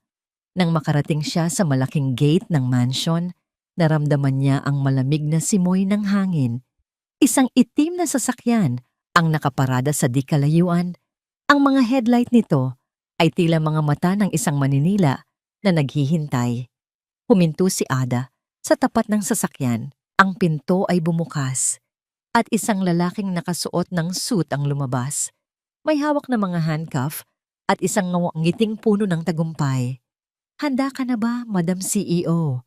Ang boses ng lalaki ay puno ng pang-uuyam. Ang kalayaan ng asawa mo, kapalit ng iyong pag-amin. Tumingin si Ada sa itaas, sa bintana ng silid kung nasaan si Mio. Handa na ako. Sagot niya ng may determinasyon na hindi pa niya naramdaman kailanman. Habang isinasara ang pinto ng sasakyan, isang malakas na tunog ng makina ang bumasag sa katahimikan ng gabi. Ang sasakyan ay mabilis na lumayo. Iniwan ang mansyon na tila isang tahimik na monumento ng sakripisyo. Sa loob ng mansyon, biglang nagising si Mio. Isang kakaibang pakiramdam ang nagpatibok ng mabilis sa kanyang puso. Tumakbo siya sa kanilang silid at nakita ang bakanteng kama. Doon, sa ibabaw ng unan, ay ang sulat ni Ada at ang itim na sobre. Ada? Huwag! Ang sigaw ni Mio ay umalingaw-ngaw sa buong mansyon, ngunit tanging ang alingaw-ngaw lamang ang sumagot sa kanya. Tumakbo siya sa bintana at nakita ang buntot ng sasakyang papalayo na. Ang kanyang mga kamay ay humigpit sa rehas ng bintana. Ang kanyang mukha ay puno ng pait at takot. Ang huling stakes ay naitaas na. Ang kalayaan ng isa ay kapalit ng pagkawala ng isa. Mababawi pa ba ni Mio si Ada bago tuluyang sumara ang mga rehas ng hustisya? O ang kanilang bagong simula ay magtatapos sa isang pangmatagalang pamamaalam? Ang tunay na hustisya ay hindi lamang ang pagpaparusa sa may sala, kundi ang pagpapalaya sa dalawang pusong nabilanggo ng sarili nilang mga lihim at sakripisyo. Hindi tumigil ang pagtibok ng puso ni Mio habang hawak ang sulat ni Ada. Ang bawat salita doon ay tila isang patalim na sumasaksak sa kanyang pagkatao. Sa loob ng 7 taon, siya ang naging taming ng asawa at ngayon, sa huling sandali, sinubukan ni Ada na maging taming para sa kanya sa maling paraan. Ngunit hindi alam ni Ada na ang King Group ay hindi lamang itinayo sa yaman, kundi sa isang matibay na sistema ng proteksyon at katotohanan. Benjo, ihanda ang convoy. Ngayon din, ang boses ni Mio ay umalingaw sa pasilyo ng mansyon, puno ng otoridad na tila isang kulog bago ang malakas na bagyo. Sa loob ng isang madilim at malamig na silid, sa isang abandonadong opisina sa labas ng syudad, nakaupo si Ada sa harap ng isang lamesang bakal. Ang tanging liwanag ay nanggagaling sa isang bumbilya na pasulpot-sulpot ang liwanag. Sa harap niya ay ang abogado ng sindikato, nakangiti ng mapanuya habang iniaabot ang isang ballpen. Pirmahan mo na ito, madam. Sa sandaling mailagay mo ang pangalan mo rito, mawawala ang lahat ng kaso laban kay Emilio Salazar. Magiging malinis ang kanyang pangalan at ikaw ang tatanggap ng lahat ng parusa. Ang boses ng abogado ay parang bulong ng isang ahas. Nanginginig ang kamay ni Ada. Tumingin siya sa papel. Iniisip si Lara at si Mio. Sa kanyang isipan, ito na ang huling paraan para mabayaran ang lahat ng pait na ibinigay niya sa kanyang asawa. Ibinaba niya ang dulo ng bolpen sa papel. Handa nang isuko ang kanyang kalayaan. Ngunit bago pa man makalikha ng guhit ang tinta, ang malalaking pinto ng silid ay marahas na bumukas. Walang tunog ng pagsabog, tanging ang malakas na pagtama ng kahoy sa pader at ang mabilis na pagpasok ng mga lalaking nakasuot ng uniforme ng National Bureau of Investigation. Sa gitna ng kaguluhan pumasok si Mio. Ang kanyang tindig ay tila isang bundok na hindi matitinag. Dire-diretso siyang naglakad patungo kay Ada. Hindi man lang tinitingnan ang mga armadong lalaki na ngayon ay napalilibutan na ng mga awtoridad. Mio, anong ginagawa mo rito? Ang boses ni Ada ay puno ng takot at pagkalito. Umalis ka na. Baka madamay ka pa. Hindi sumagot si Mio. Sa halip, kinuha niya ang bolpen mula sa kamay ni Ada at itinapon ito sa sahig. Hinawakan niya ang mga balikat ng asawa. Ang kanyang mga mata ay puno ng matinding emosyon. Galit dahil sa ginawang panganib ni Ada, ngunit higit sa lahat ay isang pag-ibig na walang hanggan. Akala mo ba ay hahayaan kitang gawin ito, Ada? Ang boses ni Mio ay gumaralgal. I am the chairman of King Group for a dahilan. Sa tingin mo ba ay wala akong hawak na mga ebidensya laban sa kanila? I was waiting for the right moment to trap them all, and you almost ruined it by being a martyr. Inilapag ni Benjo ang isang digital tablet sa ibabaw ng lamesa. Doon, lumitaw ang isang video recording, ang pag-amin ni Doña Victorina sa isang hotel sa ibang bansa bago ito nahuli ng mga tauhan ni Don Alejandro. Ang lahat ng pekeng kontrata, ang lahat ng money laundering ay malinaw na itinuro ng sariling ina ni Ada ang mga tunay na kasabwat nito sa sindikato. Nakuha na namin ang lahat, Ada. Pagpapatuloy ni Mio. The justice system is now on our side. You don't have to pay for someone else's sins, not anymore. Ang mga luha ni Ada ay muling pumatak. Ngunit sa pagkakataong ito ay mga luha ng matinding ginhawa. Napasandal siya sa dibdib ni Mio. Nararamdaman ang pamilyar na bango at init na tila naging tanging anchor niya sa gitna ng unos. Ang bawat hagulgol niya ay tila naglalabas ng lahat ng laso ng nakaraan. Patawad, Mio. Akala ko ay ito lang ang paraan para mailigtas ka. Bulong ni Ada sa gitna ng kanyang pag-iyak. Dahan-dahang itinaas ni Mio ang baba ni Ada at tinitigan ito sa mga mata. The only way to save me, Ada, is to stay with me. To be the mother of my daughter and the woman of my life, hindi ko kailangan ng sakripisyo mo. Kailangan ko ang presensya mo. Habang inilalabas ng mga awtoridad ang mga miyembro ng sindikato, lumabas ang mag-asawa sa malamig na hangin ng madaling araw. Ang langit ay nagsisimula ng magkulay asul at rosas, isang senyales ng pagtatapos ng pinakamahabang gabi sa kanilang buhay. Isinakay ni Mio si Ada sa kanyang sasakyan. Sa loob ng sasakyan, Hinawakan ni Mio ang kamay ni Ada ng mahigpit. Ang kanilang mga daliri ay nagkurus, na tila ba ayaw na nilang muling maghiwalay. Isang banayad na halik ang idinampi ni Mio sa mga kamay ni Ada. Isang kamay na dati ay puno ng alahas, ngunit ngayon ay puno ng mga kalyo ng pagsisikap na para kay Mio ay mas ang tunay na kayamanan ay hindi matatagpuan sa vault ng isang bangko, kundi sa bawat tawa ng iyong anak at sa bawat gabing natutulog kang payapa sa piling ng taong tunay na nakakakilala sa iyong kaluluwa. 1 taon na ang lumipas. Ang hapon sa Quezon City ay napakapayapa. Ang huni ng mga ibon sa paligid ng hardin ng mansyon ay tila isang malambot na musika na sumasabay sa ihip ng preskong hangin. Nakaupo si Ada sa isang tumba-tumba sa balkonahe, may hawak na libro, ngunit ang kanyang paningin ay nakatuon sa malawak na damuhan sa kanyang harapan. Doon, nakikita niya si Lara na tumatakbo. Hinahabol ang isang maliit na tuta. Ang bawat halakhak ng bata ay tila isang awit ng tagumpay, isang paalala na ang lahat ng luha at hirap na pinagdaanan nila ay may katumbas na kaligayahan. Wala na ang takot sa mga mata ng kanyang anak, tanging ang kislap ng isang batang lumalaking puno ng pag-ibig. "Mama, tingnan niyo po, ang bilis tumakbo ni Shadow." Sigaw ni Lara habang kumakaway. Napangiti si Ada. Isang tunay na ngiti na hindi na kailangang dumaan sa anumang filter ng social media o diplomacy ng negosyo. Ang kanyang mga kamay ay hindi na amoy lansa, ngunit pinili niyang huwag nang bumalik sa pagiging CEO ng Royal Group. Sa halip, pinamahalaan niya ang isang foundation para sa mga kababaihang biktima ng domestic abuse at financial exploitation. Isang paraan para ibalik sa lipunan ang mga aral na natutunan niya sa palengke at sa kalsada. Naramdaman ni Ada ang isang pares ng malalakas na braso na pumalibot sa kanyang balikat mula sa likuran. Ang bango ng asawa ay nananatiling pamilyar at nagbibigay ng seguridad sa kanyang buong pagkatao.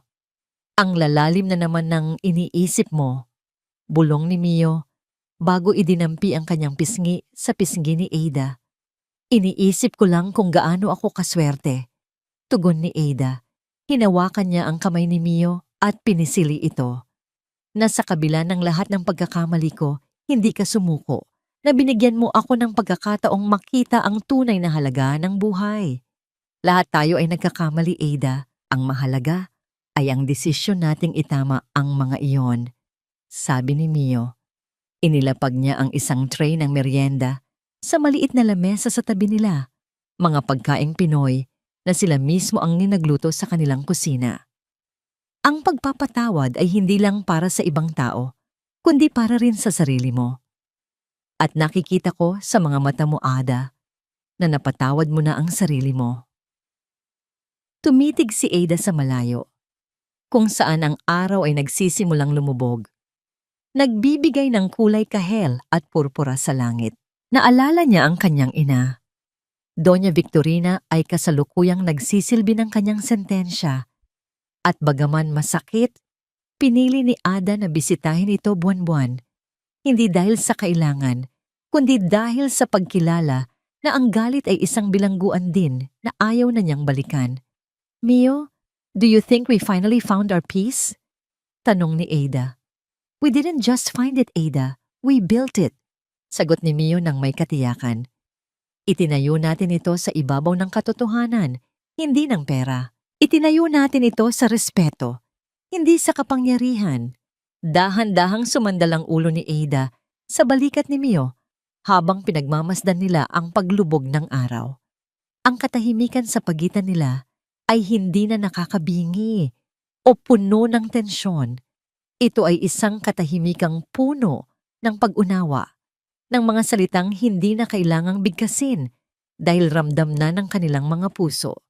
Ang kwento ng kanilang buhay ay hindi nagtapos sa isang malaking pirma, sa isang merger o sa isang bonggang party. Nagtapos ito sa isang simpleng hapon, sa isang masayang pamilya, at sa isang pusong marunong nang tumingin Sa kapwa ng may pagpapakumbaba, natutunan ni Ada na ang pinakamataas na uri ng tagumpay ay ang makitang masaya ang iyong pamilya sa harap ng hapagkainan, kahit gaano pa kasimple ang nakahain.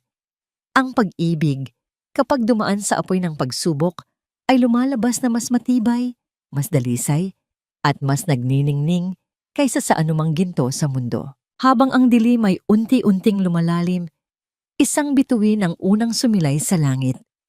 Isang simbolo ng pag-asa na mananatiling gabay sa kanilang bagong simula. Ang bagyo ay lumipas na at ang bahaghari ay narito na upang manatili.